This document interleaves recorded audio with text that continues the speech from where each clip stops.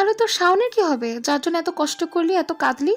ইলা চোখের জল মুছে হাসল, হালিমার দিকে তাকিয়ে বলল, শাওনকে আমি 3বার কবুল বলার আগেই আমার মনে কবর দিয়ে দিয়েছি। ও ছিল একটা গল্প যার শেষ আমি নিজেই লিখে ফেলেছি। এখন নতুন অধ্যায় শুরু হয়েছে আরিয়ানকে নিয়ে। কিছুক্ষণ চুপচাপ থাকলো দুজনেই। বাতাসে কেমন এক বিষণ্ণ শান্তি নেমে এসেছে।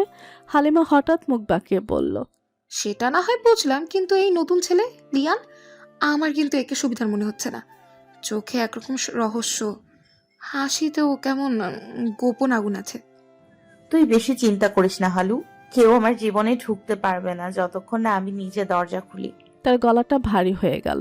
ইলার মাথার ভেতর শুধু একটাই নাম প্রতিধ্বনি হয়ে বাঁচতে লাগলো, আরিয়ান। একদিকে মনের কষ্ট, অন্যদিকে না বলা আকর্ষণ। আর এই দুটোর মাঝখানে দাঁড়িয়ে ইলা একটা অজানা ভালোবাসা বন্ধনে ধীরে ধীরে জড়িয়ে যাচ্ছে। ইলা আর হালিমা হাঁটতে হাঁটতে গেটের কাছে এলো। দূর থেকে দেখা গেল কেউ একজন দেয়ালের পাশে ভর দিয়ে দাঁড়িয়ে আছে। গিটার ঝুলানো, কালো শার্টের হাতা গোটানো, মুখে হালকা হাসি, নইলে একটু চোখ কুচকে তাকালো। লিয়ান ইলাদের দেখা মাত্র লিয়ান গিটারটা পেছনে ঠিক করে দ্রুত পায়ে হেঁটে ইলার কাছে এসে দাঁড়ালো। চোখে কেমন একটা অভিমান মিশ্রিত কোমল দৃষ্টি, কিছুটা নরম স্বরে বলল, হ্যালো ইরা। ইলা শুধু মাথা নেড়ে হুম বলল। লিয়ান এক মুহূর্ত থেমে হালকা নিঃশ্বাস ফেলে বলল, তোমার 2 দিন ধরে কোনো খবর নেই। গেমেও দেখছিলাম তুমি অনলাইন হচ্ছ না। তারপর দেখি তুমি আমাকে আনফ্রেন্ড করে দিয়েছো। কেন ইলা? আমি এমন কি ভুল করেছিলাম? ইলা চুপ করে তাকিয়ে রইল, মুখের ভেতর কেমন যেন জমে থাকা একটা ভারী দীর্ঘশ্বাস। তারপর দৃঢ় কণ্ঠে বলল, শুনুন, আপনি দয়া করে আমাকে আর বিরক্ত করবেন না। আমার এখন আর এসব ভালো লাগে না। আর হ্যাঁ ভাই, আর আমার মনে হয় আপনি সেই নবিতা ভাইয়া নন যাকে আমি চিনতাম। আপনি অন্য কেউ, আমি যাকে চিনি আপনি সে নন। আর দয়া করে এভাবে আমার সামনে আসবেন না, আমার বিয়ে হয়ে গেছে। শেষ কথাটা যেন ঝড় তুলে দিল। লিয়ান মুহূর্তের মধ্যে নিস্তব্ধ হয়ে গেল। ঠোঁটে জমে থাকা হাসিটা মিলিয়ে গেল। চোখের ভেতর হালকা বিস্ময় কষ্ট, সে কণ্ঠ নিচু করে বলল, কি বললে ইলা? তোমার বিয়ে? এটা কেমন প্র্যাঙ্ক? কোনো প্র্যাঙ্ক না, আজ থেকে 5 দিন আগে আমার বিয়ে হয়ে গেছে। লিয়ান কিছুক্ষণ তাকিয়ে রইল ইলার দিকে, তারপর মৃদু হাসলো। সে হাসিতে হয়তো কিছুটা হাড়ের বেদনা ছিল, আবার ছিল মেনে নেওয়ার শক্তিও। আচ্ছা ঠিক আছে, বুঝেছি তোমার বিয়ে হয়েছে, তাই বলে আনফ্রেন্ড করে দিবে? আরে পিচ্ছি, তুমি তো আমার বন্ধু, এর থেকে বেশি কিছু ভাবার কিছু নাই। একটু থেকে তারপর হালকা গলায় যোগ করলো, কাল প্রোগ্রামের প্রিপারেশন কেমন? এই তো সেটার কেনাকাটা করতে গেছিলাম। কাল আমি আমার ব্যান্ড নিয়ে পারফর্ম করব। আপনি গানও গান? আমি তো ভেবেছি আপনি সারাদিন গিটার নিয়েই করে বেড়ান। কখনো কখনো শুধু ভালো লাগার জন্য গান গাই, কাল দেখতে পাবে। তারপর ইলা দিকে শেষবারের মতো তাকিয়ে ধীরে ধীরে চলে গেল। গিটারটা কাঁধে বাতাসে উঠতে থাকে। কালো চুলে পায়ের আওয়াজ মিলিয়ে গেল দূরত্বে। ইলা একদৃষ্টে তাকিয়ে রইল তার চলে যাওয়া পথের দিকে। মনে হলো বুকের ভেতর কোথাও যেন হালকা একটা চাপা ধাক্কা লাগছে, কিন্তু সে বলছে না।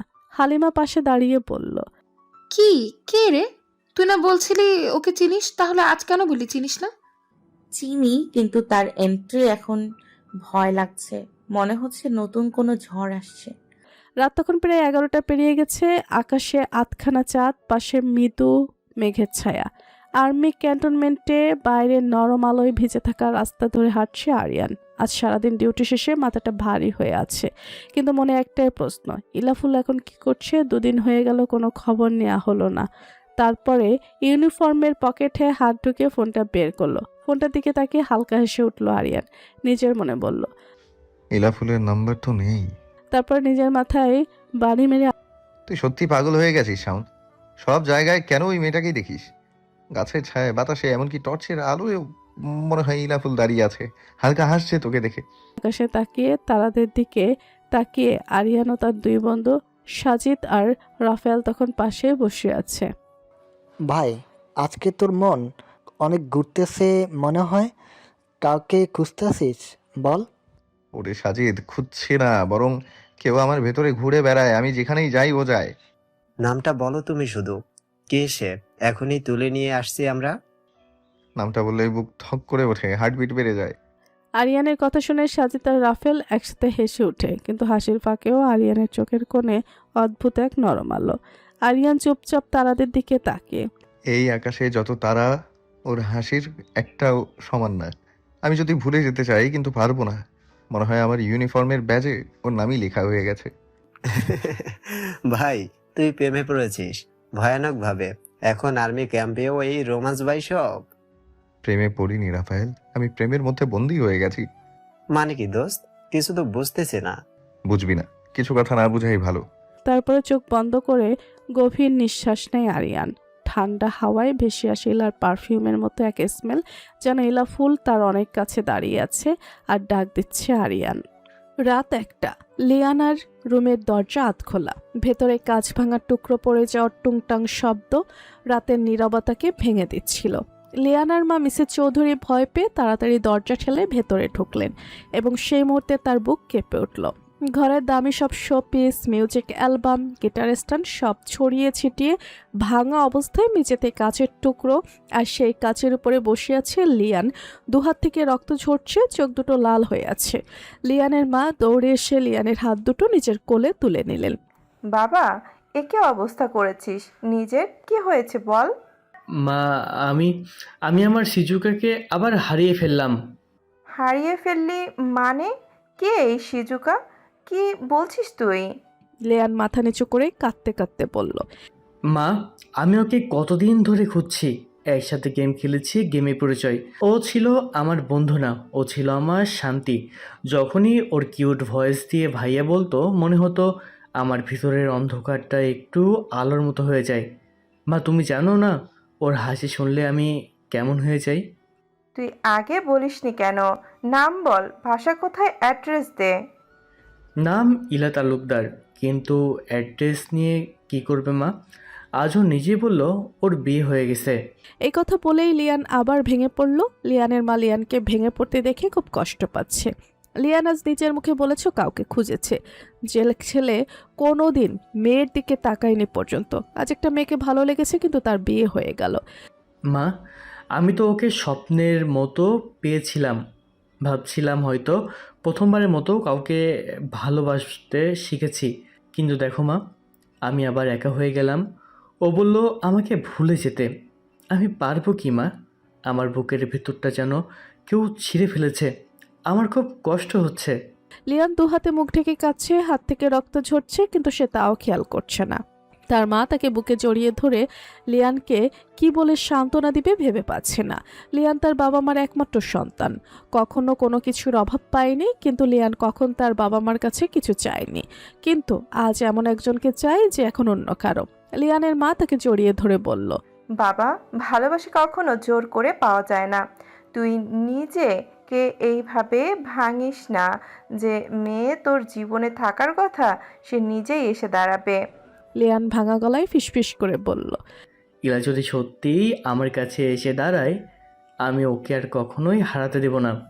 রাতটা নিস্তব্ধ হয়ে গেল, শুধু লিয়ানের কান্নার হাহাকার আর ভাঙা কাচের গায়ে পড়ে থাকা রক্ত একটা হারানো ভালোবাসার নীরব সাক্ষী হয়ে রইল, যেটা ইলা বুঝল না।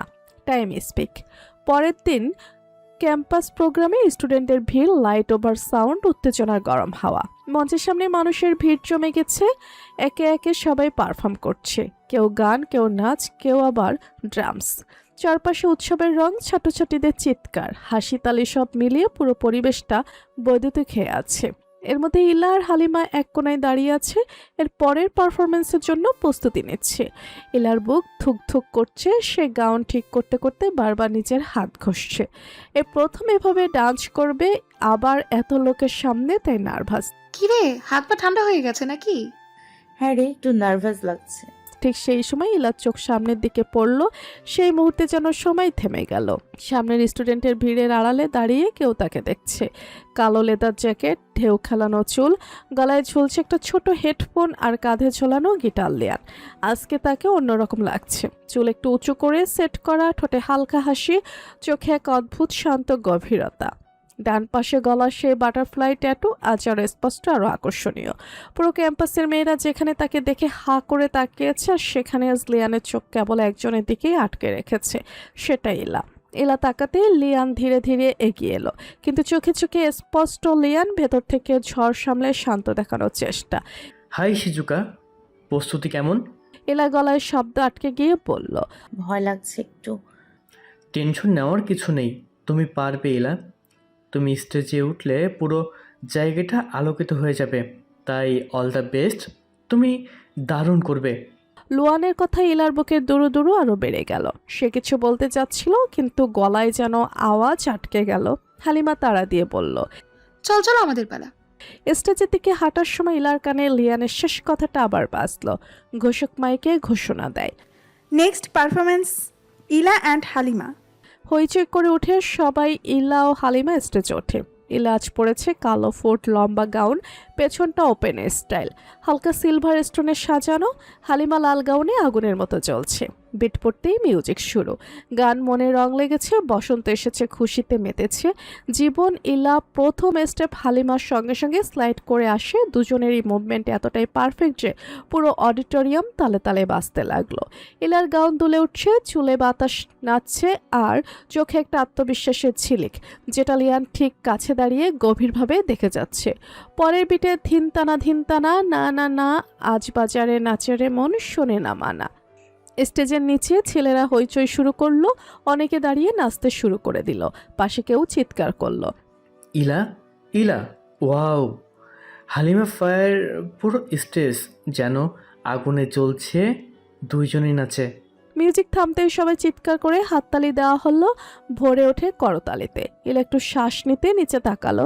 ঠিক ওই মুহূর্তে তার চোখ ঠেকলো দূরে একদম পেছনের কোলামে দাঁড়িয়ে থাকা দুটি চোখের দিকে। চোখ দুটো ইলাকে কাঁপিয়ে দিচ্ছে। সেই চোখ দুটো শান্ত নয়, সেগুলো ঝড়, একটা দহন, একটা অধিকার। এটার কেউ নয় আরিয়ান। সেই রুক্ষ গম্ভীর মুখটা, চোখে সানগ্লাস তোলা মাথায়, সানগ্লাসটা খুলে হাতে নিল আরিয়ান। চোখ দুটো ধারালো, দৃষ্টিতে জ্বালা, তাৎক্ষণিক রাগ আর টান একসাথে। ইলার বুক কেঁপে উঠল, হঠাৎ যেন অক্সিজেন কমে গেল, তার হাত কাঁপতে শুরু করলো। হালিমা চিৎকার করলো, ইলা নাম নাম। ইলা যেন নিজেই বুঝে উঠতে পারছিল না কি হবে। সে তাড়াতাড়ি স্টেজ থেকে নামার সাথে সাথেই ইলার হাঁটু কাঁপা শুরু করেছিল। তার বুকের ভেতর দুরু দুরু শব্দ হচ্ছিল, মাথার পেছন দিকটা যেন গরম হয়ে উঠছে। লজ্জা, ভয়, অস্বস্তি সব একসাথে। হালিমা তার হাত টানছিল, কোথায় যাচ্ছিস, এদিকে চল। কিন্তু ইলা কিছু শুনছিল না। ওর চোখ দুটো এক জায়গায় আটকে ছিল। দূরে অডিটোরিয়ামের ছায়া থেকে ধীরে ধীরে বেরিয়ে আসছে একটা মানুষ। ইলা যত সামনের দিকে এগিয়ে যাচ্ছে ততই সেই মুখটা স্পষ্ট দেখা যাচ্ছে। ইলা এসে পাশে দাঁড়ালো। আরিয়ান সানগ্লাস হাতে ধরে দুহাত বুকে ভাঁজ করে তাকিয়ে আছে ইলার দিকে, যেন একজন ক্যাডেট অপরাধ করে শিক্ষকের সামনে দাঁড়িয়েছে। ইলা দাঁড়িয়েই শুকনো ঢোক গিলল, পায়ের আঙুল কুঁচকে গেল ভয় আর অস্বস্তিতে। কেমন আছেন? সাধারণ প্রশ্ন, কিন্তু তার গলা এতটাই গভীর আর কড়া ছিল যে ইলা কেঁপে উঠল। ইলা গলা ঠিক করে বলল, জি ভালো আছি। এক মুহূর্ত নীরবতা। আরিয়ান চোখ সরায় না, তার দৃষ্টি তীক্ষ্ণ, মেশানো রাগ বোঝা যাচ্ছে। আরিয়ান খুব শান্ত কণ্ঠে বলল, পাবলিক প্লেসে এভাবে ডান্স করার কি খুব দরকার ছিল? ইলার বুক ধকধক করছে, মনে হচ্ছে আরিয়ানের মাথা গরম হয়ে যাচ্ছে। এই বুঝি ইলার গালে আরিয়ানের হাতের 5টা আঙুলের ছাপ পড়বে। ইলা ভয়ে কুপকাত। ইলা মিনমিনিয়ে বলল, আমার প্রোগ্রাম ছিল, সবাই রিকোয়েস্ট করেছিল। ইলার এভাবে কথা বলতে দেখে আরিয়ান শুকনো হাসি দিল। সবাই রিকোয়েস্ট করলো আর আপনি ধেই ধেই করে ডান্স করতে শুরু করে দিলেন। ইলা আরিয়ানের এই কথা শুনে চোখ তুলে তাকালো, দৃষ্টিতে কষ্ট জমে আছে। রাগ যতটা নয় তার চেয়ে বেশি একটা অদৃশ্য দাবি দেখতে পাচ্ছে ইলা, যেন আরিয়ান বলছে, আমার এভাবে অন্যের সামনে ডান্স করাটা ভালো লাগে না। আমি তো শুধু নাচছিলাম, এত কিছু ভাবি না। আরিয়ান এক পা এগিয়ে ইলার বেশ কাছে এসে দাঁড়ালো। ইলা একটু পিছিয়ে গেল, কিন্তু আরিয়ান জায়গা দিল না, সেটা পূরণ করে আরো কাছে এসে দাঁড়ালো। আপনি এত কিছু ভাবেননি ঠিক আছে, কিন্তু আপনাকে দেখে বাকিরা কি ভাবছে সেটা দেখেছেন? আরিয়ানের এমন কথা শুনে ইলার শব্দ গলা আটকে গেল। এই গরমের মধ্যে থেকে ইলার গায়ের লোম দাঁড়িয়ে গেল। ওরা সবাই আপনার দিকে যেভাবে তাকাচ্ছিল, আপনি সেটা দেখেননি? আমি সেসব দেখি নাই। আরিয়ান এবার একটু নিচু হয়ে ইলার চোখে চোখ রাখলো। কিন্তু আমি দেখেছি। ইলার কথা বলতে পারছিল না, মনে হচ্ছিল বুকের ভেতর কিছু আটকে আছে। ইলার হাত ঠান্ডা হয়ে গেছে, হালকা কাঁপছে। আরিয়ান সেটা বুঝতে পেরে কোমল গলায় বলল, আপনি কি জানেন আপনাকে দেখে মানুষের মাথা ঘুরে যায়? ইলায় স্থির থাকতে পারছিল না, মনে হচ্ছিল মাটি ফেটে গেলে ভালো হতো। ইলা আসতে বলল, আমি তো শুধু পারফর্ম করছিলাম। হ্যাঁ, কিন্তু আপনি নিজের সৌন্দর্য বোঝেন না। ইলা যারা দেখছে তারা সবাই বুঝেছে। দয়া করে এসব বলবেন না। আরিয়ান গভীর শ্বাস নিল, তার গলা নরম হলো। আমি রাগ করিনি, আমি শুধু ভয় আপনাকে বুঝাতে চেয়েছিলাম। ইলা কিছু বলে না, চুপ হয়ে আছে। ইলা বুঝতে পারছে না কি বলা উচিত। আরিয়ান চোখ সরালো, খুব নিচু, খুব সত্যি গলায় বলল, আপনি বুঝবেন না। আপনার দিকে সবাই যেভাবে তাকিয়েছিল মনে হচ্ছিল আপনি কোনো খাবারের জিনিস, সবগুলো শকুরের মতো তাকিয়েছিল। আমি চাই না আপনার কোনো ক্ষতি হোক। ইলার নিঃশ্বাস আটকে গেল, মনে হলো তার ভেতরটা গলে যাচ্ছে। ইলার শরীর হালকা কাঁপছিল। ইলা মাথা নিচু করে বলল, আপনি এমন কথা কেন বলেন? কারণ এগুলো সত্যি। আমি আপনাকে দেখে নিজেকে হারিয়ে ফেলি, আর সেখানে এই শকুনগুলো তো। আরিয়ান আর কিছু বলতে পারল না, চুপ হয়ে গেল। ইলা আরিয়ানের দিকে তাকিয়ে আছে। আরিয়ান আবার বলল, এভাবে আর নাচবেন না প্লিজ, ইচ্ছে করলেই নাচবেন না। আমি অন্য ছেলেদের দৃষ্টি আপনার প্রতি সহ্য করতে পারবো না, কারণ ইসলামের শরীয়ত মোতাবেক আপনি আমার স্ত্রী। আপনাকে প্রোটেক্ট করার দায়িত্ব আমার। ঠিক আছে।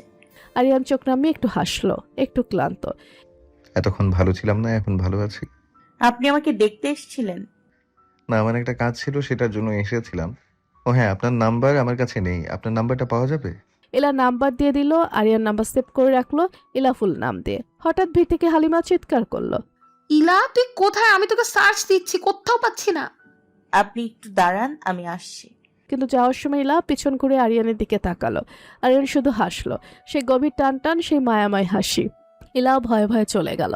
হালিমার কাছে পেছনে আরিয়ান দাঁড়িয়ে রইল, কিন্তু ইলার থেকে দৃষ্টি সরাতে পারল না। ইলাকে আজ সত্যি অনেক সুন্দর লাগছে, মনে মনে শুধু বলল, নীলাফুল, তুমি যদি জানতে আমি তোমাকে কতটা। বাকিটা বলার আগেই পেছন থেকে কেউ একজন হঠাৎ বলে। Excuse me.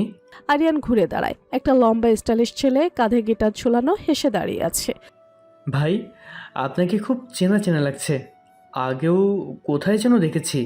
আরিয়ান ঠোঁটের কোণে হালকা হাসি আনে, যেটা ইলা খুব কম দেখেছে আরিয়ানের মুখে।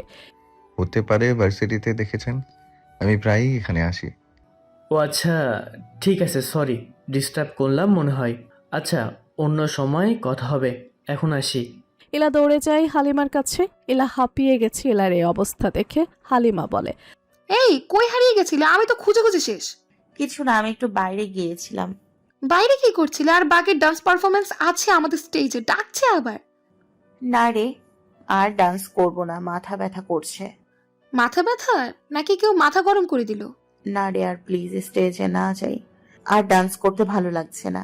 হালিমা ইলাকে দ্বিতীয়বার দেখে নেয়। হালিমা দেখতে পায় ইলা চোখে ভয়, লজ্জা, টেনশন আর দ্বিধা মিশ্রিত কিছু আছে। হালিমা বুঝলেও কিছু জিজ্ঞেস করে না, শুধু বলে, ঠিক আছে, চলো নাম কেটে দিয়ে পানি খাই আগে। দূরে দাঁড়িয়ে থাকা আরিয়ানের চোখ দুটো এখন ইলাকেই দেখছে। হালিমার সাথে কি সুন্দর হেসে হেসে কথা বলছে, কিন্তু আরিয়ানের সাথে থাকলেই কেমন ভীত হয়ে থাকে, ভয়ে থাকে মেয়েটা। কিন্তু ইলা হাসলে অনেক সুন্দর লাগে। কিন্তু ইলাফুল যতই ভয়ে পালাক, আরিয়ানের থেকে আরিয়ানের চোখ তাকে ছায়ার মতোই অনুসরণ করে। হালিমার সঙ্গে ভিড়ের মধ্যে দিয়ে হেঁটে যাচ্ছিল ইলা। চারদিকে আলো, মিউজিক, হাসির শব্দ, সবকিছু মিলিয়ে ভার্সিটির প্রোগ্রাম জমে উঠেছে। কিন্তু ইলার কান যেন কিছুই শুনছে না, তার কানে শুধু একটা কথাই বাজছে। এভাবে পাবলিক প্লেসে ডান্স করা কি খুব দরকার ছিল? আরিয়ানের সেই গম্ভীর আদেশ মাখা কণ্ঠটা মনে পড়তেই ইলার বুক কেঁপে ওঠে। হালিমা পানি আনতে ভেতরে যায়। ইলা বাইরে দাঁড়িয়ে গভীর শ্বাস নিল। জানলার ঠান্ডা হাওয়া গায়ে লাগছে, কিন্তু বুকের ভেতরে উত্তাপ কমছে না। ঠিক তখনই একটা শক্তি স্থির উপস্থিতি পেছন থেকে এসে থামে। ইলা ধীরে ঘুরে তাকায়। পেছনে তাকিয়ে দেখে আরিয়ান তার থেকে দুধাপ দূরে দাঁড়িয়ে আছে। চোখে সে একই অদ্ভুত শান্ত আগুন, মুখে চাপা রাগ, কিন্তু শরীরের ভাষায় দারুণ নিয়ন্ত্রণ। একটু সময় দিতে পারবেন আমাকে? আরে হালিমা আসতেছে, আর সবাই দেখলে কি বলবে? আরিয়ান ইলার সামনে এগিয়ে আসে। ইলা ভয় পেয়ে যায়। আরিয়ান ধীরে ধীরে বলে, হালিমা আসার আগেই কথা শেষ করে নেব। ইলা চুপচাপ মাথা নামিয়ে দাঁড়িয়ে থাকে। আরিয়ানের প্রশ্ন যা ইলার নিঃশ্বাস বন্ধ করে দেয়। আপনাকে দেখে আমার একটা প্রশ্ন মনে হচ্ছে। কি প্রশ্ন? আপনি কি সবকিছুতেই এভাবে ভয় পান? আমি ভয় পাই না। আরিয়ান হালকা ঝুঁকে আসে ইলার দিকে। তার কণ্ঠ গভীর, যেটা ইলার বুকের ভেতর আগুন ধরিয়ে দেয়। তাহলে যখন আমাকে দেখেন, আমার সামনে আসেন, তখন আপনার হাত পা ঠান্ডা হয়ে যায় কেন? ইলার মাথা একদম নিচু। সে উত্তর দিতে পারে না, কারণ উত্তরটা নেই ইলার কাছে। সত্যিই তো ইলা আরিয়ানকে দেখে অদ্ভুতভাবে কাঁপতে থাকে। আরিয়ান ইলার মুখের দিকে তাকিয়ে নিঃশ্বাস ফেলে। আপনাকে কি আমি এত ভয় দেখাই? ইলা মাথা নাড়ে, একসাথে ভয় আর অন্য কিছুতে বুক ধুকভুক করে। আরিয়ান তার দিকে তাকিয়ে থাকে আরো কিছুক্ষণ, তারপর বলে, যাই হোক, আপনি ডান্স অনেক ভালো করেন, ইলা অবাক, এটা আরিয়ান বলছে? এই মানুষটা তো খুব কমই প্রশংসা করে। ইলার মুখ লাল হয়ে যায়। থ্যাঙ্কস। ইলা একটু হাসার চেষ্টা করে। আরিয়ান ইলাকে দেখে, তারপরে আরিয়ান এবার একটু কড়া গলায় বলে, কিন্তু আমি আবার আপনাকে ওই স্টেজে দেখলে আমার হাত আর আপনার গাল মনে থাকবে তো? ইলা হকচকিয়ে যায়। আরিয়ানের এমন কথা শুনে একটু আগে প্রশংসা করলো, আবার এখন বলে স্টেজে যেন না ওঠে। কেন? এই কারণটা এখন বললে আপনি আরো বেশি ভয় পাবেন। ইলার মাথা ঘুরে যায়, সে আর কোনো কথা বলতে পারে না। ঠিক তখন হালিমা চিৎকার। ইলা, পানি না তোর জন্যই এনেছি। হালিমা বের হয়ে এসে দেখে আরিয়ান দাঁড়িয়ে আছে। হালিমা আরিয়ানকে দেখে কি বলবে বুঝতে পারছে না। ভাইয়া কেমন আছেন? না না না, আসসালামু আলাইকুম। হালিমার এই কাণ্ড দেখে আরিয়ান মুস্কি হেসে সালাম নেয়। ইলা হাসা শুরু করে দেয়। এটা দেখে হালিমা বলে, দূর, আমি সব গুলিয়ে ফেলি সব সময়। অন্যদিকে হালকা অন্ধকারে দাঁড়িয়ে কেউ একজন সবকিছু দেখছিল। সেটা লিয়ান। তার চোখ লাল, মুখ স্থির, হাতে ব্যান্ডেজ জড়ানো। ইলাকে আরিয়ানের সঙ্গে কথা বলতে দেখে তার বুকের ভেতর আবার মোচড় দেয়। আমার সিজুকা কারোর সাথে হাসছে এইভাবে, এটা কি তার জামাই তাহলে? লিয়ান ধীরে ধীরে বেঞ্চে বসে পড়ে মাথাটা হাত দিয়ে ঢেকে ফেলে। প্রথমে হারিয়েছিলাম সব কিছু না জেনে, এবার কি আবার হারাতে যাচ্ছি অন্য কারো কাছে? মা ঠিকই বলেছিল, আমি তাকে পেতে যত দেরি করেছি তাই সে দূরে চলে যাচ্ছে। হাওয়া লিয়ানের চুল উঠছে। সে মাথা তুলে চোখ ভেজা, কিন্তু ভেতরে ফায়ার চলছে। ইলা, আমি আর চুপ করে থাকবো না। যেটা আমার চাই সেটা আমি যে কোনোভাবে নিয়ে ছাড়বো। লিয়ানের চোখে লাল ভাব, চুল এলোমেলো, চেহারা কাচের মতো ঠান্ডা। একটা দম বন্ধ করা নীরবতা নিয়ে দাঁড়িয়ে আছে, আর তার চোখ সরাসরি আরিয়ানের চোখে গিয়ে ঠেকে। লিয়ান তাদের কাছে আসে। এক্সকিউজ মি ইলা, তোমাকে খুঁজছিলাম। আরিয়ান লিয়ানের দিকে কড়া দৃষ্টিতে তাকায়। চোখে সামান্য বিরক্তিকর ভাব, অধিকার আর স্পষ্ট সতর্কতা দেখা যাচ্ছে। লিয়ান এটা বুঝো না বুঝার ভান করে চোখে চোখ রেখে ইলার পাশে দাঁড়ায়। দুজনের মাঝে মুহূর্তে অদৃশ্য আগুন জ্বলে ওঠে। তোমার ড্যান্স দেখলাম, ভালো ছিলে। পরিস্থিতি যেন ভয়ঙ্কর হয়ে ওঠে। ইলা দেখতে পায় আরিয়ানের চোখ লাল হয়ে গেছে, হাতের রগ ফুলে উঠেছে, আর লিয়ান কিছু না বোঝার ভান করে চুপচাপ কথা বলছে। আরিয়ান ঠান্ডা স্বরে লিয়ানকে বলল, আপনি আবার এসেছেন? ও সরি, আসলে আমি লিয়ান, ইলার ফ্রেন্ড। এই ফ্রেন্ড শব্দের ভেতর চ্যালেঞ্জ ছুড়ে দেওয়া সরাসরি লিয়ান। আরিয়ান ভুরু কুচকে তাকায় লিয়ানের দিকে। আপনাকে তো দেখে মনে হয় না আপনি ইলার ফ্রেন্ড।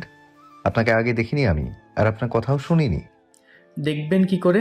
আমি আর ইলা তো 5 বছর থেকে ক্রিম ফ্রেন্ড, তাই হয়তো চিনতে পারেননি। এবার আরিয়ান হালকা আসে। আমি কাউকে চেনার দরকার মনে করি না, সে যদি আমার ফ্যামিলির কেউ না হয়। আরিয়ান আর লিয়ানের এমন কথা শুনে ইলার বুক কেঁপে ওঠে। লিয়ান চোখ শুরু করে। তো ইলা কি আপনার ফ্যামিলি? আরিয়ান ধীরে ইলার দিকে তাকায়, তারপর লিয়ানের দিকে তাকিয়ে বলে, হ্যাঁ। লিয়ান মুঠি শক্ত করে, মুখে কোনো অভিব্যক্তি নেই, কিন্তু চোখে যুদ্ধের ঘোষণা। তা আপনি কি ওর ভাই হন? কি হচ্ছে কি এসব লিয়ান? আমি চিনি না, তাই তো জিজ্ঞাসা করলাম। আরিয়ান কড়াভাবে তাকায় লিয়ানের দিকে। মুখে আর কথা নেই, কিন্তু চোখে আগুন। ইলা দুজনের মাঝে দাঁড়িয়ে আছে, এতটাই ভয় পাচ্ছে যে ইলার মনে হচ্ছে এই বুঝি যুদ্ধ লাগলো বলে। কারণ দুজনের চোখেই একটা কথা লেখা। দেখতে পাচ্ছি ইলা আমার। তারপরে লিয়ান আর কিছু বলল না। স্টেজে ডাকা হলো লিয়ানকে। নেক্সট পারফর্ম লিয়ান করবে। লিয়ান ধীরে ঘুরে চলে যায়। তার চুল উঠছে, মুঠি শক্ত মনের সিদ্ধান্ত। আমি ইলাকে ছাড়বো না, ওকে যে কোনোভাবেই আমার করে নিব। ইলা শ্বাস নিতে পারছে না। দুই পুরুষের চোখ তার শরীর ভেদ করে চলে গেছে। ইলা কাপা গলায় বলে, আমাকে যেতে হবে। আরিয়ান ইলার কণ্ঠে শুনে মৃদু কিন্তু গভীর স্বরে বলে, আপনি কোথাও যাবেন ইলা? আমি হলে ফিরে যাব, আমার খারাপ লাগছে। আপনি যাকে ভালোবাসেন এই কি সেই ছেলে? আমি কাউকে ভালোবাসি না। এইসব কথা কে বলেছে আপনাকে? এই বুঝি ঝড় শুরু হলো, এখানে আমার থাকাটা ঠিক হবে না। হালিমা ইলাকে বলল। তোরা থাক, আমি একটু আসছি। এ জানি ডাকছে আমাকে। আরিয়ান ধীরে ধীরে ইলার দিকে এগিয়ে এলো। দূরত্বটা কমে মাত্র 1 হাত। ইলা পিছিয়ে যাওয়ার চেষ্টা করতে আরিয়ান হঠাৎ হাত বাড়িয়ে তার কবজি ধরে ফেলল। গরম শক্ত পজেসিভ চেপে ধরার মতো একটা স্পর্শ। ইলার নিঃশ্বাস থেমে গেল। চোখ বড় বড়। আরিয়ান নিচু গলায় বলল, তাহলে এই ছেলে এমন অধিকারবোধ কেন দেখাচ্ছে যে সে আপনার ফ্রেন্ডের থেকেও বেশি কিছু? আমি জানি না সে কেন এমন করছে। আমি তাকে কালকে বলে দিয়েছি আমার বিয়ে হয়ে গেছে। আরিয়ান আরো কাছে ঝুঁকে ফিসফিস করে বলল। মানে ওই ছেলে এতদিন জানতো না আপনার বিয়ে হয়েছে? ইলা আর আরিয়ানকে এই চেহারা অনেক ভয় লাগছে, তাই ইলা হাত সরানোর চেষ্টা করলো, কিন্তু আরিয়ান ইলার হাতটা শক্ত করে ধরে উল্টো নিজের বুকে টেনে নিল। দাঁড়াও। আরিয়ানের কণ্ঠে আদেশ, আর ইলার এই আদেশ শুনে শ্বাস আটকে গেল। আরিয়ান নিচু স্বরে বলল, আপনাকে দেখে আমার মধ্যে যে অনুভূতিগুলো জাগে সেটা আমি কন্ট্রোল করতে পারি না। যদি না বুঝে থাকেন তাহলে আমার কিছু করার নেই, আর আমি চাই না অন্য কারো দৃষ্টি আপনার গায়ে পড়ুক। এমন কথা শুনে ইলা আরিয়ানের চোখের দিকে তাকালো। আরিয়ানের চোখের দৃষ্টি এতটাই গাঢ় ছিল যে ইলা চোখ সরিয়ে নিল। দূর থেকে স্টেজে লিয়ান শেষ প্রিপারেশন নিচ্ছিল, কিন্তু তার চোখ আটকে ছিল দূরে ক্যাম্পাসের সে পিছন দিকটায়। স্টেজ থেকে সে স্পষ্ট দেখলো আরিয়ান ইলার হাত ধরে আছে আর কাছাকাছি ঝুঁকে কথা বলছে। লিয়ানের বুকটা ধক করে উঠল, মনে হলো যেন কেউ তার ভেতরের সবটা দুমড়ে মুচড়ে চেপে ধরেছে। লিয়ানের চোখ গরম হয়ে উঠল, হৃৎপিণ্ডের ভেতর অজানা ঈর্ষা ছটফট করতে লাগলো। লিয়ান ফিসফিস করে বলল, ইলা তোমার হাতটা ধরার অধিকার আর নেই, এর শাস্তি তাকে পেতে হবে। মুঠি শক্ত করে দাঁড়ানো লিয়ানের চোখে ব্যথা আর হারিয়ে ফেলার ভয় জেগে উঠল। আমি আর হারাতে চাই না, এবার তোমাকে নিজের করেই নেব, প্রমিস শিজুকা। এদিকে আরিয়ান এবার আরো কাছে এসে ইলার কানের পাশে মুখ নিয়ে গিয়ে বলল, আপনি কি ভয় পাচ্ছেন আমাকে? ইলার ঠোঁট শুকিয়ে গেল আরিয়ানের এত কাছ থেকে কণ্ঠ শুনে। জি, একটু। আরিয়ান হালকা হাসলো, চোখে সে অদ্ভুত উষ্ণ আধিপত্যের ঝলক। আরিয়ান খুব আস্তে করে ইলার গালের খুব কাছাকাছি হাত তুলল। স্পর্শ করলো না, কিন্তু এতটাই কাছে যে ইলার পুরো শরীরে শিহরণ ছড়িয়ে গেল। আমাকে ভয় পাবেন না, আমি যত দূরেই থাকি না কেন সবসময় আপনার খেয়াল রাখবো, এটা আমি আপনার বাবাকে কথা দিয়েছি। ইলার কিছু বলতে পারলো না, গলা শুকিয়ে গেল, হাত কাঁপছে। সে শুধু মাথা নেড়ে দাঁড়িয়ে রইল।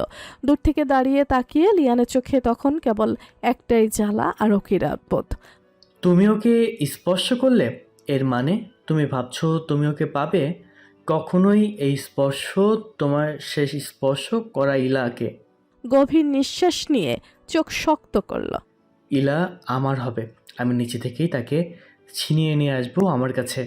যার জন্যই হোক আমি দাঁড়িয়ে দাঁড়িয়ে হারিয়ে যেতে দেবো না তাকে। লিয়ান লিয়ান লিয়ান, মেয়েদের চিৎকারে পুরো ক্যাম্পাস গমগম করছে, কিন্তু লিয়ান সেই ভিড়ের দিকে তাকায় না। তার চোখ আটকেছে শুধু এক জায়গায়, সেই কোণায় যেখানে আরিয়ান ইলার হাতটা ধরে কথা বলছে, খুব কাছে দাঁড়িয়ে। ইলার চোখে লাজ, ভয় আর অদ্ভুত অস্বস্তির ছাপ, আরিয়ানের চোখে অদৃশ্য দখলদারির ছায়া। এই দৃশ্যটা দেখে লিয়ানের বুক ঝাঁকুনি খেল। তার মনে হচ্ছিল ইলাকে অন্য কারো কাছে এতটাই কাছে যেতে দেখবো না আমি, এটা আমি সহ্য করতে পারছি না। লিয়ান গান শুরু করবে, কিন্তু আজ লিয়ানের সে পুরনো আত্মবিশ্বাস নেই, বরং ভেতরে চাপা কষ্টের ঢেউ। গীতাটা কাঁধে তুলে নিতেই চারদিক চুপ হয়ে গেল। তার চোখের রাগা কষ্টা ঝিলিক সবাই দেখতে পেল।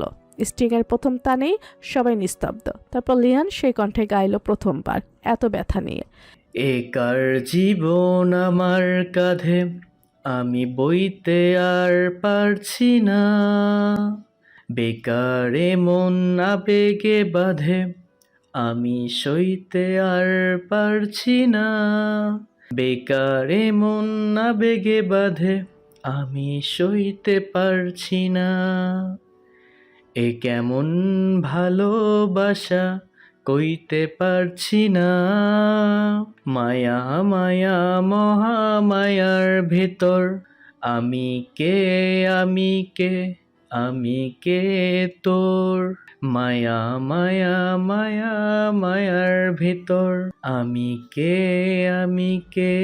আমি তোর, নেশাতে ডুবে গেলেও দেখি তোর ছবি, দূর আকাশের চাঁদেও একই তোর ছবি, তোর প্রেমে ফুল হয়ে ফোটে ভুল সবই, মায়া মায়া মায়ার ভেতর, আমি কে আমি কে তোর। লিয়ানের এই গান শুনে পুরো ক্যাম্পাস স্তব্ধ। মেয়েরা যারা একটু আগেও চিৎকার করছিল তারা এখন চোখের পানি মুছছে, কারণ লিয়ান কোনোদিন এমন ব্যথা নিয়ে গান গায়নি। তার গলায় আজ কষ্টের কাঁটা, হৃদয় ভাঙা অভিমান আর এক অদম্য অপেক্ষা, যার নাম ইলা। এক মুহূর্তের জন্য লিয়ান চোখ সরায়নি সেদিক থেকে যেখানে ইলা দাঁড়িয়েছিল। আরিয়ান তখন ইলাকে কাছে দাঁড় করিয়ে কথা বলছে। ইলা গান শুনছে না, মন তার এতটাই নার্ভাস ছিল যে ব্যাকগ্রাউন্ডের গানের কথাগুলো শুধু ঢেউর মতো কানে এসে ফিরে যাচ্ছিল। আপনি কাঁপছেন কেন? না, কিছু না। হয়তো আমার আজ আশাটা ঠিক হয়নি, বা আপনার উপরে বেশি একটু অধিকারবোধ খাটাচ্ছি আমি। ইলা মাথা নিচু করে আছে। আরিয়ান আলতো করে লাচ্ছি বুক তুলে বলল, আমি জানি না আপনার প্রতি এটা আমার কেমন অনুভূতি, কিন্তু ওই ছেলেকে আমি আপনার সাথে সহ্য করতে পারছি না। দূরে লিয়ানের সেটা দেখে ভেতর থেকে দম বন্ধ হয়ে গেল। লিয়ান শেষ স্টাম্প টেনে চোখ বন্ধ করলো। স্টেজ ফাটা তালির শব্দ উঠল চারদিকে। OMG লিয়ান, such a painful song, he never স্যাং like this. কিন্তু লিয়ানের চোখ শুধু একজনকে খুঁজছিল, ইলা। তার চোখে ছিল প্রশ্ন। সিজুকা, তুমি কি শুনেছো আমার গান? তুমি কি আমার ব্যথা বুঝতে পারলে? কিন্তু ইলা তখনও আরিয়ানের সামনে দাঁড়িয়ে তার দৃষ্টি লিয়ানের দিকে যায়নি। মাঝে শুধু এক সেকেন্ডের জন্য দেখেছিল ভারী চোখে লিয়ান তাকিয়ে আছে, কিন্তু সেদিকে মন দিতে পারেনি। এটাই লিয়ানকে ভেঙে চুরমার করে দিল। সে মাথা নিচু করে স্টেজ থেকে নেমে গেল। সবাই হাততালি দিচ্ছে, কিন্তু যার জন্য সে গান গেয়েছিল সে হাততালি বা ছোট একটা হাসি কিছুই পেল না, পেলে শুধু আকুল কষ্ট। ব্যাক স্টেজে এসে গিটারটা নামাতেই লিয়ানের শ্বাস ভারী হয়ে উঠল। এক হাত দিয়ে চোখ চেপে ধরল। এক সেকেন্ডের জন্য ইলা তার দিকে তাকালো না। যার মুখ সে দেখতে চেয়েছিল ছোট্ট হাসি, সামান্য গর্ব, কিন্তু সেটা পেল না। তুমি সত্যি আমাকে দেখলে না সিজুকা? লিয়ানের চোখের কোণে পানি জমে উঠল। সে জোর করে চোখ বন্ধ করলো। এখন কান্না করা যাবে না। সবাই আছে আশেপাশে। তার বুকের কষ্ট আর প্রতিশোধ জন্য একসাথে ঝড় তুলছে। হৃদয়ে একটা শপথ গেঁথে যাচ্ছে। এরা তোমাকে আমি হারাবো না ওর কাছে থেকে, আমি তোমাকে ছিনিয়ে নেব। এদিকে ইলার মন তখনও জমাট বাঁধা ভয় আর অস্বস্তিতে আটকে আছে। আরিয়ানের হাত এখন ইলার কবজিতে। ইলা চেষ্টা করেও ছাড়াতে পারছে না। গলার ভেতর শুকনো অস্বস্তি নিয়ে ইলা বলল, আরিয়ান প্লিজ, মানুষ দেখছে, ছাড়ুন। আরিয়ান এবার ধীরে ধীরে ইলার হাত ছেড়ে দিল, কিন্তু দৃষ্টি সরালো না এক ইঞ্চি। যেভাবে তাকিয়ে আছে সেটা দখলদারি। ওই ছেলে গানটা আপনার জন্য গাইলো মনে হলো। ইলা জানে না লিয়ান কেন এমন গান গাইলো, কিন্তু স্বীকার করার সাহস নেই। আমি আগে তার গান শুনিনি কখনো, আজ প্রথম। আরিয়ান নিচু গলায় হেসে বলল, মিথ্যে বলছেন। ও আপনার দিকে তাকিয়ে গাইছিল, আমি দেখেছি। এটা যে শুধু গান ছিল না সেটা বুঝতেও আমার চোখই যথেষ্ট। ইলার শরীর আবার শিরশির করে উঠল। সে এই দৃশ্য এখনই শেষ করতে চায়। এদিকে ব্যাক স্টেজে লিয়ানকে পেয়ে যায় তার জিগরি বন্ধুরা। ভাই কি গান করলি, ক্যাম্পাস তো কেঁপে উঠলো। তুই কাঁদছিলি নাকি? আজ অন্য কিছু ট্রাই করলাম। বন্ধুরা চুপ, কারণ তারা জানে এই ছেলেটা কখনো কিছু না বলে যে সত্যি কিছু না বোঝায় তা হয় না। এক বন্ধু প্রশ্ন করলো, কেউ কিছু বলেছে? লিয়ান চোখ বন্ধ করলো। তার চোখের সামনে ভেসে উঠল সেই দৃশ্য, ইলার হাত আরিয়ানের হাতে। ওরও খুব কাছে। ইলা ভয় পেয়ে মাথা নিচু করে আছে। আরিয়ান চিবুক তুলে দিচ্ছে। তার ভেতরের সবটা চিৎকার করে উঠল। ওর জীবন থেকে ইলাকে আমি ছিনিয়ে নেব। কিন্তু খোট দিয়ে বের হলো শুধু, সে আমাকে দেখেনি একবারও না। লিয়ানের কণ্ঠ ভেঙে গেল। বন্ধুরা একে অন্যের দিকে তাকালো। তারা জানে আজ লিয়ানের ভেতরে কিছু ভয়ঙ্কর জন্ম নিয়েছে। ইলা হাঁটতে লাগলো হলের দিকে। তার গলা শুকিয়ে গেছে, হৃদস্পন্দন যেন কানে বাজছে। আরিয়ান ধীরে ধীরে ইলার পেছন পেছন হাঁটছে, একটা ছায়ার মতো। আপনি প্লিজ আমাকে একটু একা থাকতে দিন, আমার কিছু ভালো লাগছে না। না। না মানে আরিয়ান সামনে এসে দাঁড়ালো। তার চোখে অদ্ভুত দখলদারি ঝিলিক। আজ আপনি ভয় পেয়েছেন বলে আমি আপনাকে একা যেতে দিব না। আপনার মুখে ভয় দেখেছি প্রথমবার। আপনার হাত কাঁপছিল, আমি দেখেছি। ইলা চোখে পানি চলে আসলো, রাগে, ভয়, চাপ, লজ্জা সব মিশে। আপনি এমন করছেন কেন আজ? আপনি তো এমন না। আরিয়ান একটু নরম হলো, খুব অল্প, এক মুহূর্তের জন্য। ঠিক আছে, আমি পাশে থাকছি না, দূরে থাকবো, এতে আপনি ভয় কম পাবেন। আস্তে করে কয়েক কদম পিছিয়ে গেল, কিন্তু দৃষ্টি সরালো না এক ইঞ্চিও না। এত কিছু দেখে লিয়ান আর এক সেকেন্ডও জায়গায় দাঁড়াতে পারল না। তার বুক ফেটে যাচ্ছে। সে সরাসরি ইলাদের কাছে এলো। পদক্ষেপের শব্দ, চোখে ঝড়, চেহারায় ভাঙা যন্ত্রণা। ইলা তাকাতেই থমকে গেল। লিয়ানের চোখ লাল, ঠিক যেন কান্না চেপে রাখা একটা যোদ্ধা। লিয়ান সরাসরি ইলার সামনে দাঁড়ালো। এক সেকেন্ডে আরিয়ানও থমকে গেল। চুপচাপ খুব অসহায় গলায় লিয়ান বলল, সিজুকা, আমার গান তুমি শুনলে না? লিয়ান, আমি আসলে একটু ব্যস্ত ছিলাম। লিয়ান হেসে ফেলল। ওটা কোনো হাসি ছিল না, হৃদয় ফাটার পর যে হাসি আসে সেটা। জানি তুমি আমাকে দেখো নাই, কিন্তু আমি তোমাকে দেখেছি। ইলা চোখ নামিয়ে নিল। মনের ভেতর কিছু চাবুকের মতো আঘাত করলো। আরিয়ান চোখ সরল না। লিয়ান এবার এক পা এগিয়ে এলো ইলার দিকে। দুজন পুরুষের মাঝের বাতাস আগুনের মতো জ্বলে উঠল। সিজুকা, তুমি ভয় পাচ্ছ কেন? তার দৃষ্টি এবার সরাসরি আরিয়ানের চোখে, চ্যালেঞ্জিং ও বিষাক্ত। এই লোকটা কিছু করেছে তোমাকে? ইলার হৃদস্পন্দন থেমে গেল। আরিয়ান ঠান্ডা হাসলো লিয়ানের এই কথা শুনে। লোকটা, বেশ নাম দিয়েছো তো। লিয়ানের চোখ দুটো রক্তলাল হয়ে উঠল। ইলার হাতটা যেভাবে ধরেছিলেন ওটা আবার করলে আমি সত্যি বলছি কিয়ামত শুরু করে দিব। আরিয়ান পরিমিত শান্ত কিন্তু ভয়ঙ্কর স্বরে বলল, ওর স্বামী আমি। আপনি কে আমাদের মাঝে কথা বলার? ওর কি হন আগে সেটা বলুন। এই একটা বাক্য বাতাসে আগুনের মতো বিস্ফোরিত হলো। ইলা ফিসফিস করে বলল, প্লিজ থামুন আপনারা। কিন্তু দুজনের কেউ শুনল না। লিয়ান নিঃশ্বাস টেনে বলল, সেটা সময় বলে দেবে আমি ইলারকে। আপনার স্বপ্ন ভাঙতে আমার 1 সেকেন্ডও লাগবে না, তাই আমাদের থেকে দূরে থাকুন। দুজনের চোখের মাঝে বজ্রপাত হচ্ছিল। ইলা মাঝখানে দাঁড়িয়ে শ্বাস নিতে পারছে না। দূরে আবার স্টেজে ঘোষণা। লিয়ান please come for photo section. কিন্তু লিয়ানের চোখে এখন শুধু এক যুদ্ধ, ইলাকে নিয়ে যুদ্ধ। আমি যাব না। আরিয়ান আরেকটা পায়ে গিয়ে এলো। দুজনের নাক প্রায় চুই চুই। পরিস্থিতি ভয়ঙ্কর হয়ে উঠছে। ইলার ঠোঁট কাঁপছে। প্লিজ থামুন আপনারা, প্লিজ কেউ কিছু করবেন না প্লিজ। আর তখনই হঠাৎ পেছন থেকে ক্যাম্পাসের সিকিউরিটি এসে বলল, এই আপনারা 3 জন ওখানে মারামারি করবেন না, যা করার বাইরে গিয়ে করুন। কিন্তু দুজনের চোখে চোখ আটকে রইল। দুজনের চোখের ভাষাতে একটা কথা লেখা। সিকিউরিটি গার্ড চলে যাওয়া মাত্রই পরিবেশ আবার আগের মতো টানটান হয়ে উঠল। দুজন পুরুষ, দুজনের চোখে একই দাবি। ইলা, আমার ইলা দাঁড়িয়ে আছে, মাঝখানে নিঃশ্বাস নিতে পারছে না, হাত কাঁপছে, বুকের ভেতর ধুকভুকানি যেন কানে বাজছে। লিয়ান ধীরে এক পায়ে গিয়ে এলো আরিয়ানের দিকে, চোখে যন্ত্রণা, রাগ, যুদ্ধের ঝড় নিয়ে। তুমি কে? হ্যাঁ, কে যে ইলাকে এভাবে কষ্ট দিচ্ছ? আরিয়ান ঠান্ডা, অত্যন্ত স্থিরভাবে আছে। তার ভেতরের আগুন শুধু চোখে দেখা যাচ্ছে, কিন্তু সেটা প্রকাশ করছে না। ওর স্বামী আমি, আর তোমার ভাষা ঠিক করো। আরিয়ান 1 ইঞ্চিও নড়ল না, বরং আরো সোজা হয়ে দাঁড়ালো। লিয়ান আরিয়ানের কথা শুনে হাসল, যে হাসি মানুষ হৃদয় ভেঙে গেলে দেয়। স্বামী ওকে এভাবে ভয় পাইয়ে রাখো, কষ্ট দাও আর স্বামী সাজো? আমি স্টেজ থেকে দেখেছি ও ভয়ে কাঁপছিল, তোমার ওভাবে হাত ধরাতে কষ্ট পাচ্ছিল, তবুও তুমি ছাড়োনি। লিয়ানের কথা শুনে ইলা দু চোখ বড় হয়ে গেল। আরিয়ান ঠান্ডা হয়ে গেল পুরোপুরি। তার চোখের ভেতরের আগুন ভয়ঙ্কর রূপ নিল। ও ভয় পেয়েছিল তোমার জন্য। তুমি যে দৃষ্টি নিয়ে তাকাচ্ছিলে সেটা কোনো সভ্য মানুষের না। লিয়ান ছাক মেরে সামনে এসে আরিয়ানের কলারের কাছে মুখ আনতেই ইলা হঠাৎ চিৎকার করে উঠল। লিয়ান থামো।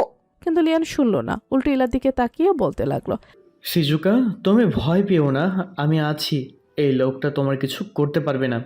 আরিয়ান এবার ভয়ঙ্কর শান্ত স্বরে বলল, আর একটা শব্দ করলে দেখিয়ে দেবো তোমাকে তোমার জায়গা। দুজনের মাঝের বাতাস যেন আগুনে ফেটে যাচ্ছে। মানুষজন দূর থেকে তাকিয়ে আছে, কিন্তু কেউ কাছে আসছে না। সবাই প্রোগ্রাম দেখায় ব্যস্ত। হঠাৎ লিয়ান বাহারটা তুলে আরিয়ানের দিকে ঠেলে দিল। এক ঝটকায় দুজনের শরীর ঠোকাঠুকি হয়ে প্রায় মারামারির মতো অবস্থা। এ দৃশ্য দেখে ইলার মাথায় যেন বজ্রপাত হলো। ইলার মাথা ঘুরে গেল, শ্বাস আটকে আসছে ইলার। আর তারপর ইলা দম তুলে ভয়, রাগ, অপমানের সব এক হয়ে ইলাকে ঝড়ের মতো হতে বাধ্য করলো। ইলা এগিয়ে এগিয়ে এসে একটা ভীষণ জোর থাপ্পড় সোজা লিয়ানের গালে বসিয়ে দিল। হাওয়াও যেন থেমে গেল। লিয়ান স্থির হয়ে দাঁড়িয়ে, গালটা লাল, চোখ বড় হয়ে গেল, হৃৎপিণ্ডের ভেতরটা যেন ছিঁড়ে যাচ্ছে। আর ইলার রাগ আর ভয় একসাথে নিয়ে চিৎকার করে উঠল, তুমি এটা কি করছো লিয়ান? তুমি কে আমার জীবনে ঢুকে এভাবে আদেশ করার? তুমি কে যে আরিয়ানের সাথে মারামারি করতে যাবে? তুমি কে আমাকে এমন পরিস্থিতিতে ফেলার? শিজুকা, আমি আমি শুধু... চুপ! একটা শব্দ না। তুমি যা করেছো এটা সুস্থ মানুষ করতে পারে না। তুমি মানসিকভাবে অসুস্থ। আমার বিয়ে হয়েছে, আমি আমার স্বামীর সাথে কিভাবে কথা বলবো, দূরত্বে দাঁড়াবো, সেটা তুমি ঠিক করে কে? তুমি আজকে আমার সম্মান, আমার সম্পর্ক সব বিপদে ফেলেছো। লিয়ানের চোখে পানি চকচক করতে শুরু করছে, বুকটা ওঠানামা করছে। সে কথা বলতে চাইল, কিন্তু ইলা কথা বলার সুযোগ দিল না। ইলা আরেক ধাপ কাছে গিয়ে আঙুল তুলে বলে, আমি তোমাকে কখনো এমন কিছু বলিনি যে তুমি এই অধিকার দেখাবে আমার উপরে। আর তোমার সাথে দেখাই তো আমার সেদিন হলো। আর কি বলেছিলে? 5 বছরের পরিচয়। আমি তখন বাচ্চা ছিলাম। আমি কি তোমাকে কখনো বলেছি আমি তোমার সাথে প্রেম করব? আমার জন্য অপেক্ষা করো। লিয়ান মাথা নিচু করে ফেলে, কিন্তু চোখের পানি পড়ে যায় মেঝেতে। আরিয়ান তখনও দাঁড়িয়ে শান্ত, কিন্তু চোখে ইলাকে নিয়ে স্পষ্ট উদ্বেগ। একসময় ইলা হেসকি তুলে বলল, আমি কাউকে কষ্ট দিতে চাই না, কিন্তু আজ তুমি আমার সামনে আমার স্বামীর সাথে মারামারি করতে গেছো, এটা আমি ক্ষমা করতে পারবো না। আমি তোমাকে হারাতে চাইনি শিজুকা, আমি শুধু তোমাকে খুব... লিয়ান নিঃশ্বাস টেনে ফিসফিস করে বলল, হারানোর মতো কিছুই ছিল না লিয়ান। আমি তোমাকে বন্ধু ভাবি, শুধু বন্ধু, তার বেশি কিছু কখনো ছিল না, নেই, থাকবেও না। এই কথাটা লিয়ানের বুকে ছুরি হয়ে ঢুকলো। তার মুখ ভেঙে গেল, ভেতরটা চুরমার হয়ে গেল। আরিয়ান ধীরে ইলার পাশে এসে দাঁড়ালো, দূরত্ব রেখে কিন্তু সাপোর্টের মতো। সে লিয়ানকে দেখে শান্ত স্বরে বলল, তুমি এখন চলে যাও, ইলা কাছে।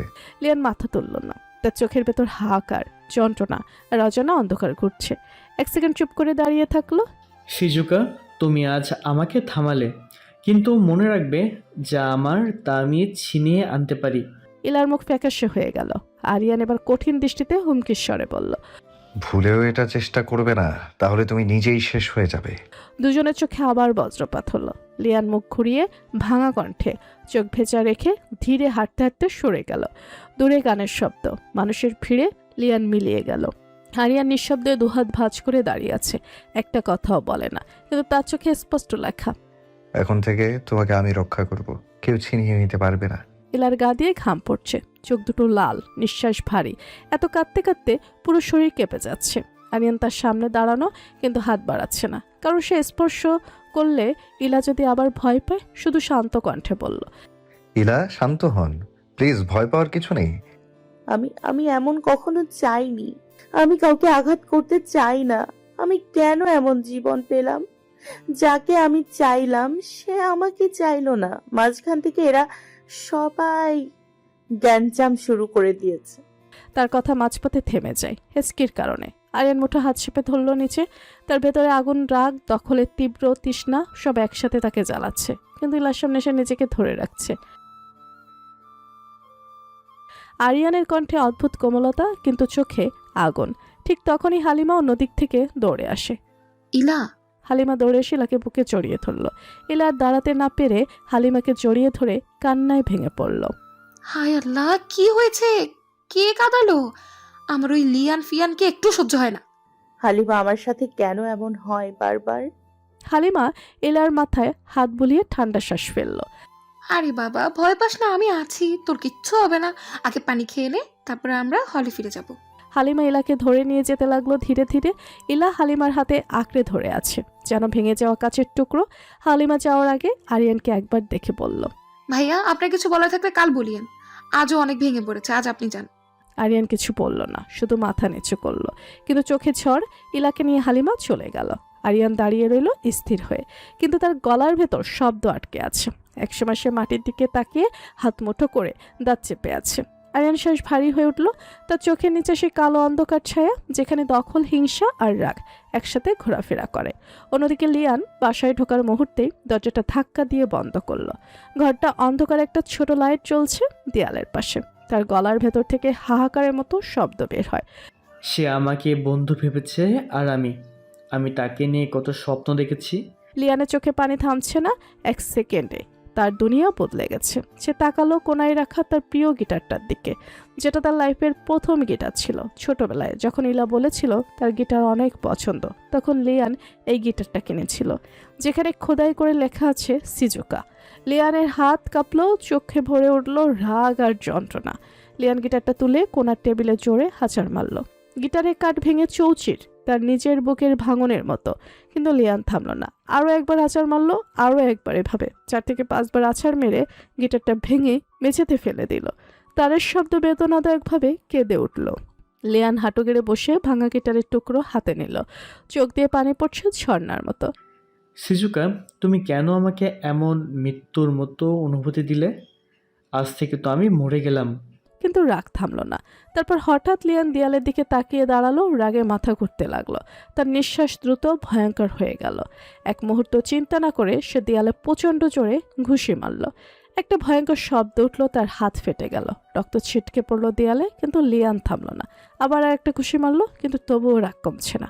আবার ঢাম ঢাম, তার হাত রক্তে ভিজে গেছে, কিন্তু সে যেন ব্যথা অনুভবই করছে না। বুকের ভেতরে কষ্ট যেন থামছে না, তাই সে দেয়ালে ঘুষি মেরে যাচ্ছে, যেন নিজের ভেতরে ঝড় থামাতে চায়।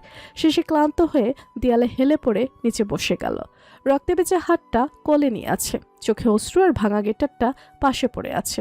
তার ভেতরে শুধু একটা শব্দ প্রতিধ্বনি করছে, ইলা ইলা ইলা। আর তার চোখ ধীরে ধীরে অন্ধকারে তাকে ফিসফিস করে উঠল। চাইলে তোমাকে ভুলতে পারতাম সিজুকা, কিন্তু এখন এটা প্রেম না, এটা আমার পাগলামি হয়ে গেছে। কিছুক্ষণ পর লিয়ান নিজের রুমে আলো নিভিয়ে বসে আছে। হঠাৎ দরজাটা ধীরে খুলে গেল। লিয়ানের মা এসেছে। তিনি প্রথমে ভাঙা গিটার দেখলেন, তারপর দেয়ালের রক্ত। 1 সেকেন্ডেই বুকটা ধক করে উঠল। আল্লাহ, লিয়ান, এ কি অবস্থা? তিনি দৌড়ে ছেলের পাশে গিয়ে হাঁটু গেড়ে বসলেন। কাপা কণ্ঠে লিয়ানের রক্তাক্ত হাত ধরলেন। এটা তুমি কি করেছো? নিজের হাতের একে অবস্থা করেছো তুমি? এই শেখালাম তোমার বাবা, এভাবে নিজেকে শেষ করতে হয়? লিয়ান ধীরে চোখ তুলল। চোখের ভেতর শুধু ভাঙা মানুষটা, আর কিছু দেখা যাচ্ছে না। ধীরে ফিসফিস করে বলল, মা, ও আমাকে বন্ধু বলে আর আমি ওকে ভালোবেসে ফেলেছি। যাকে পুরো মন দিতে চাই সে আমাকে বন্ধু ভাবে। তার কণ্ঠ মৃত মানুষের মতো হয়ে গেছে। মিসেস চৌধুরীর চোখে পানি এসে গেল। তিনি লিয়ানের মাথা বুকে জড়িয়ে ধরলেন। আরে বাবা, প্রেম মানে দখল না যে তোমার জন্য না, তাকে জোর করে পাওয়া যায় না, কিন্তু এর জন্য নিজের রক্ত ছড়াতে হয় না। তুমি আমার একটাই ছেলে, তোমায় হারাবার ভয় আমার বুক কাঁপিয়ে দিচ্ছে। আমি এর থেকেও ভালো কাউকে খুঁজে এনে দিব তোমার জন্য। লিয়ান চোখ বন্ধ করে মায়ের গলা জড়িয়ে ধরল। তার কণ্ঠ কেঁপে উঠল। জোরে চিল্লায় চিল্লায় কান্না করতে শুরু করলো। মা, আমার খুব কষ্ট হচ্ছে, খুব। মিসেস চৌধুরী তার ছেলের মাথায় হাত বুলিয়ে বললেন, জানি বাবা, জানি, কিন্তু কষ্টের ঔষধ নিজেকে আঘাত করে না। চল হসপিটালে যাই, আগে হাতটা দেখাই, রক্ত বন্ধ করতে হবে। তিনি জোর করে দাঁড় করালেন লিয়ানকে। তারপরে পানি দিয়ে পরিষ্কার করে দিলেন হাতটা। তুমি এখনই হাসপাতালে চলো, একটু কথা বলবে না? লিয়ান মাথা নত করে রইল, কিছু বলল না। মিসেস চৌধুরী গাড়ি ড্রাইভ করে ছেলেকে নিয়ে হসপিটালে গেল। ড্রেসিং রুমে বসে লিয়ান চুপচাপ হাত বাড়িয়ে রেখেছে। নার্স তার কাটা, ফোলা, ফেটে যাওয়া জায়গাগুলো পরিষ্কার করছে, কিন্তু লিয়ান নিজের দুনিয়ায় নেই। সে ফিসফিস করতে শুরু করলো। সিজুকা, তুমি কেন আমাকে থামালে? তুমি কেন ওর হাত ধরলে? আমি তোকে হারাতে চাই না সিজুকা। নার্স থমকে গেল লিয়ানের কথা শুনে। মিসেস চৌধুরী তার পেছনে দাঁড়িয়েছিলেন। তিনি চোখ নামিয়ে ফেললেন, যেন তিনি তার ছেলের কষ্ট শুনতে চান না, কিন্তু লিয়ান থামল না। তুমি আমার নও সিজুকা, তুমি আমার সম্পর্কে জানো না, কিন্তু আমার সব কিছু, সবটা জুড়েই তুমি শুধু। নাচ চোখাচোখি করলো লিয়ানের মায়ের সঙ্গে, একটা অসহায় সহানুভূতি। মিসেস চৌধুরী নিঃশ্বাস টেনে বললেন, লিয়ান, চুপ করো, তোমার মন ভেঙেছে, মাথা তো ঠিক আছে, নিজেকে হারিও না। কিন্তু লিয়ান শুধু দূরে তাকিয়ে ফিসফিস করতেই থাকলে, যেন মনে হচ্ছে সে অনেক একটা জগতে চলে গেছে। আমি ওকে ছাড়া বাঁচব না। মিসেস চৌধুরী এবার চোখ মুছে বললেন, প্রেম যদি নিয়তি হয় ফিরে আসবে, না হলে তুমি আরো ভালো কাউকে পাবে, কিন্তু মার কোল খালি করে যাওয়ার মতো ভুল করো না লিয়ান। তার কথা শুনে লিয়ান আর কিছু বলল না। নার্স ব্যান্ডেজ পেঁচিয়ে দিল পুরো হাতে। ব্যান্ডেজ শেষে হাসপাতালের বাইরে বেরিয়ে এলো লিয়ান। হাতটা ব্যথা করছে, কিন্তু তার গায়ে লাগছে না। রাতের ঠান্ডা আবহাওয়া, রাস্তা নিস্তব্ধ। লিয়ান ধীরে ধীরে হাঁটতে লাগলো, চোখ শূন্য। ঠিক তখন একটা বাইকের শব্দ। লিয়ান মাথা তুলল। দূরের হাইওয়ের ধারে স্ট্রিট লাইটের আলোয় সে দেখল একজন লোক বাইকের পেছনে বসে আছে। কালো শার্ট, আর সেটা আর কেউ নয়, আরিয়ান। কেউ তাকে নিয়ে কোথাও নিয়ে যাচ্ছে। বাইকটা দ্রুত গতিতে দূরে চলে যেতে থাকলো। লিয়ান স্থির দিয়ে দাঁড়িয়ে রইল। তার চোখে আবার সেই ভয়ঙ্কর ছায়া ফিরে এলো। ধীরে ধীরে তার ঠোঁট দুটো কেঁপে উঠল। আমার ওকে লাগবে, তুই ওর জায়গায় না। ওর এমন একজনকে লাগবে যে ওকে হারাবে না, অনেক ভালোবাসবে আমার মতো। বাইকের লাইট অন্ধকারে মিলিয়ে গেল, আর লিয়ানের চোখে একটাই শব্দ ফুটে উঠল, আমি হারবো না। লিয়ানের বুকের ভেতর ধরফর করা আগুন যেন আশেপাশের সব বাতাসকে গরম করে দিচ্ছিল। মিসেস চৌধুরীর সব বেরিয়েছেন, হাতের রক্ত এখনো সাদা কাপড় ভিজিয়ে লাল করে ফেলছে। ঠিক তখনই লিয়ান গাড়ির দরজা খুলে বসে একটা কথাও বলল না। তার মা চমকে উঠে বললেন, লিয়ান, কোথায় যাস? আমাকে বাসায় নিয়ে যা। কিন্তু লিয়ান তখন একদম অন্য জগতে। চোখে অদ্ভুত এক অন্ধকার, ঠোঁটের কোণে টেনে ওঠা ভয়ঙ্কর হাসি। লিয়ান শুধু বলল, মা, তুমি বাসায় যাও, আমি পরে আসছি। মায়ের ডাক, চিৎকার, অনুরোধ কিছুই আর কানে ঢুকলো না। ইঞ্জিন গর্জে উঠছে 1 সেকেন্ডে। গাড়ি ছুটে গেল হাসপাতালের গেট পেরিয়ে। দূর থেকে লিয়ান দেখলো আরিয়ান একটি বাইকের পেছনে বসে কোথাও যাচ্ছে। এবার শিওর হয়ে নিল এটা আরিয়ান। তারপরে বাইকের সামনে একজন লোক চালাচ্ছে। ভিড়ের মধ্যে স্পষ্ট দেখা না গেলেও আরিয়ানের শরীরের ভঙ্গিমা সে চিনে ফেলল মুহূর্তে। লিয়ান গাড়ির গতি এক ঝটকায় বাড়িয়ে দিল। হাসিটা আরও গভীর হলো, এক ধরনের অসুস্থ, বিপজ্জনক, দানবীয় হাসি।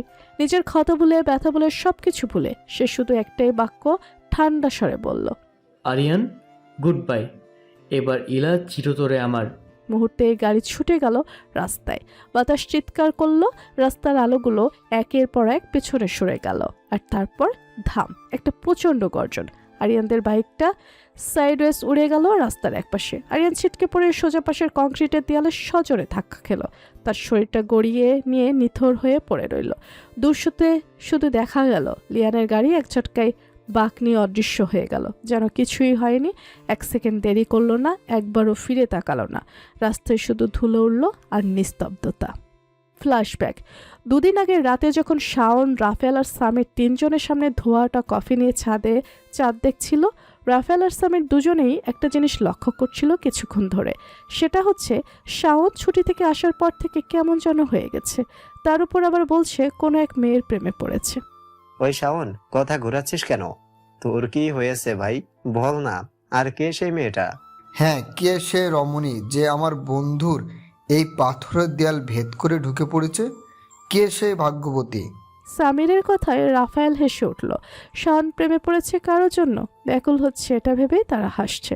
শাওন কোনো কথা বলল না, শুধু কফির কাপটা টেবিলে চেপে ধরল। তার চোখে ছলকে উঠল একটা স্মৃতি। বিয়ের দিন দৌড়ে আসে একটা মেয়ে, যে তাকে আবির মাখিয়ে আবার দৌড়ে চলে গেল। রাফায়েল আর সাজিদ দেখে শাওন অন্য দুনিয়ায় হারিয়ে গেছে।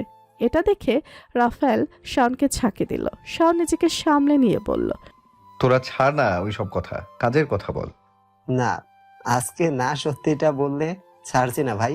তোকে 3 বার জিজ্ঞেস করেছি, এইবার যদি না বলিস আমি শপথ করে বলছি তোর মনে ঢুকে ওই মেয়েকে চুরি করে পালিয়ে যাব। আর আমি প্যারেড গ্রাউন্ডে বলবো শাওন গার্লফ্রেন্ডের জন্য রাতে কাঁদে? দুজনের বোকাটে হাসিতে শাওন বিরক্ত, কিন্তু ভেতরে কোথাও নরম হয়ে গেল। সে জানতো এই দুজন তার সবচেয়ে কাছের মানুষ। যখন সে মারা যাওয়ার মুখোমুখি থাকবে, ঠিক এরা দুজনেই বলবে, ভাই চিন্তা করো না, আমরা আছি অবশেষে। শাওন ধীরে বলল। ঠিক আছে, শোন তাহলে, কিন্তু কাউকে বলবি না। রাফেল আর সামির এবার হুমড়ি খেয়ে এগিয়ে এলো শাওনের দিকে। আমি আমার কান বাদে আর কাউকে বলবো না। আমার আত্মাও জানবে না, আই প্রমিস। শাওন একটা দীর্ঘশ্বাস ছাড়ল। তার চোখে ধীরে ধীরে ফুটে উঠল ইলার প্রথম দিনটার স্মৃতি, যখন ইলা শাওনকে ভুল রাস্তা দেখিয়ে দিয়েছিল। শাওনের বিয়ের গল্প।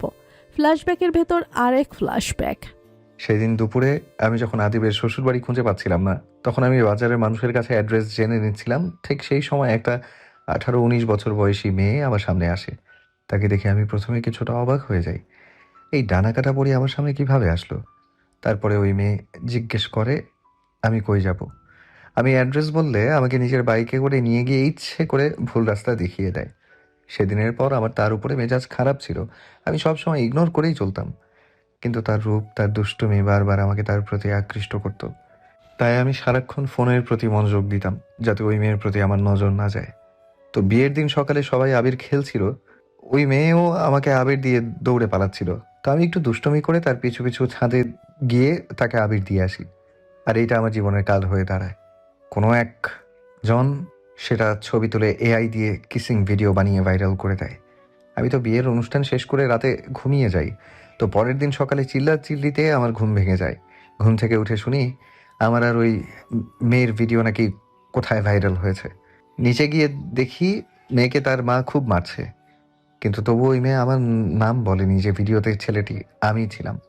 আমি সহ্য করতে না পেরে প্রতিবাদ করতে গেলাম। মেয়েটা দাঁড়িয়ে আছে, ভয়ে কাঁপছে, কান্না করছে, চুল মুখে লেপ্টে গেছে, চোখে আতঙ্ক। আমি তার বাড়ির লোকদের বললাম এটা এডিট করা ভিডিও, কিন্তু কেউ বিশ্বাস করলো না। উল্টো আমাদের দুইজনকে কট দিয়ে বিয়ে দিয়ে দিল। বলে এটা কি মেনে নেওয়ার মতো? আর আমি আমার আব্বুর বাধ্য ছেলের মতো বিয়ে করে নিলাম, যেহেতু আব্বু কথা দিয়ে ফেলেছিল। বাকিটা কি হয়েছে তোমরা জানো, বুঝে নিও ভাই। আমাদের বিয়ে হয়ে গিয়েছিল, কিন্তু এই সত্যটা কেউ বিশ্বাস করলো না। মানে এভাবে? রিয়েলি? ভাই, চলচ্চিত্রের থেকেও বেশি ফিল্ম ভাবে তো বিয়েটা হয়েছে। ওরে বাবা, তুই তো আসলে নাটক নিয়ে হাঁটিস। তুই কট খেয়ে বিয়ে করে নিলি ভাই, আবার ওই মেয়ের প্রেমেও পড়ে গেলি। কিন্তু ভাই শোন না, মেয়েটা কেমন বল না, সুন্দর নাকি কিউট? হ্যাঁ হ্যাঁ, আমরা না দেখলে বিশ্বাসই করতে পারবো না। তোর ডানা কাটা পরি কেমন দেখতে, তাই দে শাওন, দে দে। শাওন মুখ ঘুরিয়ে নিল। শিলার ছবি কাউকে দেখাতে চায় না, কাউকে না, কিন্তু এদের দুজনের মুখের একগাদা প্রশ্ন, একগাদা চাপ, আর না দেখালে মাথাকে শেষ করবে। সবকিছু মিলিয়ে ভেবে শাওন বিরক্ত হয়ে বলল। তোরা শান্ত হবি না, তাই তো? ঠিক আছে। শাওন আস্তে করে ফোন খুললো, গ্যালারিতে গেল, একটা ছবি বের করলো, আর তার ইলার বিয়ের ছবি। রাফেল আর সামির দুজন একসাথে চিৎকার করলো। হায় আল্লাহ, এত সুন্দর! তুই তো রীতিমতো রাজকন্যাকে বিয়ে করে ফেলেছিস ভাই। তিনজনের সামনে রাখা কফির কাপগুলোতে ধোঁয়াটে মিলিয়ে যাচ্ছে, কিন্তু এখন এদের কারো মনেই কফি নেই। রাফেল আর সামিরের চোখ শুধু আটকে আছে শাওনের হাতে ধরা ফোনটার স্ক্রিনে। সেই ছবি শাওন আর ইলার বিয়ের ছবি। রাফেলের মুখটা হঠাৎ শক্ত হয়ে গেল, হাসিও দাও, চোখে একটা অবাক হতবাক অচেনা ছড়। সামির তো এখনও রাজকন্যা রাজকন্যা করে যাচ্ছে, কিন্তু রাফেল আর একদম যান্ত্রিকের ফোনের দিকে তাকিয়ে আছে। শাওন, তোর বউয়ের নামটা কি ইলা তালুকদার? রাফেল দুহাতে মাথা চুলকে উঠে দাঁড়ালো, তারপর এমন নিঃশ্বাস ফেললো যেন বুকের ভেতর জমে থাকা পুরনো ধুলো হঠাৎ উড়ে বেরিয়ে এলো। মানে এই মেয়েটাই ইলা তালুকদার, এটাই? সামির থমকে গেল, শাওন চোখে অবাক ভাব, তারপর ধীরে ধীরে জিজ্ঞেস করলো।